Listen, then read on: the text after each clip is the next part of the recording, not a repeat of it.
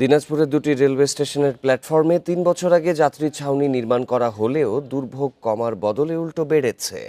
চালুর বছর থেকেই পড়ছে বৃষ্টির পানি, নষ্ট হচ্ছে যাত্রীদের জিনিসপত্র এবং স্টেশনের মালামাল।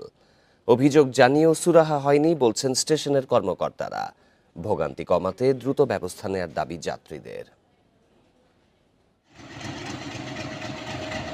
২০২২ সালে দিনাজপুর ও বিরামপুর রেল স্টেশন প্ল্যাটফর্মে তৈরি করা হয় নতুন দুটি যাত্রী ছাউনি। সে বছরই বৃষ্টিতে ছাউনি দিয়ে পানি পড়ায় চরম ভোগান্তিতে পড়তে হয় যাত্রীদের। বৃষ্টির পানিতে নষ্ট হয় বিভিন্ন জিনিসপত্র। প্ল্যাটফর্ম পিচ্ছিল হয়ে ট্রেনে ওঠানামার সময় ঘটে দুর্ঘটনা। দ্রুত এই সমস্যা সমাধানের দাবি যাত্রীদের।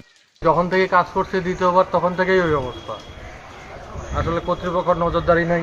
যাত্রীদের খুব ভোগান্তি, যাত্রীরা এসে বসতে পারে না, পানিতে ভিজে যায়। কখন যেটা পাওয়া স্লিপ করবে তাও বলা যাবে না। যে কিছুদিন আগে কাজ করছে, বেশি দিন হয় নাই, মনে হয় বছরখানেও যায় নাই, এদের ইট উঠে শেষ। ছাউনি ঠিক করতে কয়েকবার লিখিত ও মৌখিকভাবে জানিয়েও সমাধান মেলেনি দাবি স্টেশন কর্মকর্তার। শেড দিয়ে পানি পড়ে, এই ব্যাপারে আমরা যথাযথ কর্তৃপক্ষকে জানাইছি। তারা এসে দেখছেন, পরিষ্কার করছেন, তারপরও পানি পড়তেছে, যাত্রীদের ভোগান্তি হচ্ছে। এদিকে প্রকৌশল বিভাগ এ বিষয়ে অন্ধকারে। সৈয়দপুরের ঊর্ধ্বতন প্রকৌশলী জানান তাদের কিছুই জানানো হয়নি, তবে দ্রুত মেরামতের আশ্বাস তার।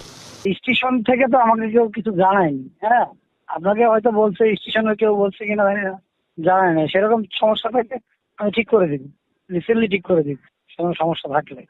দিনাজপুর রেল স্টেশনে প্রতিদিন প্রায় ৫,০০০ এবং বিরামপুরে প্রতিদিন ২,০০০ যাত্রী যাতায়াত করেন।